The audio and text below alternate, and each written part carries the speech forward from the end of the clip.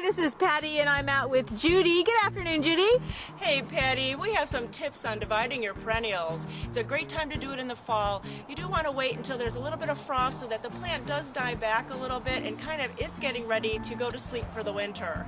We have a hosta here that we've kind of prepped. When you do want to dig it up, you do want to kind of go around the perimeter of the plant, maybe 4 to 6 inches from that crown, from that green part of the plant, so you're getting a lot of roots to make your division.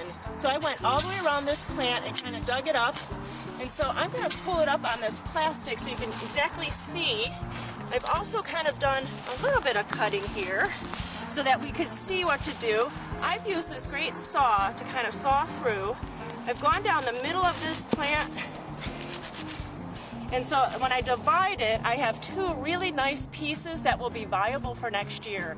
If you have a smaller plant, you want to wait a couple years so you get a really nice clump because you want it to perform that next year after the division.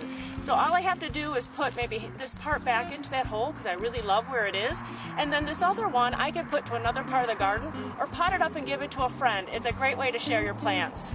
So that's how you do a hosta. I also have some coreopsis or tick seeds. This was a smaller plant, but I did want to show you so you could just divide right down the center, and I have 2 halves here that are going to be great plants for us next year. So here's 2 great plants that we can plant for next year. When you're dividing, if you lose some stems that have no roots on them, don't worry because we have a lot more stems here that will be viable, will be beautiful next year.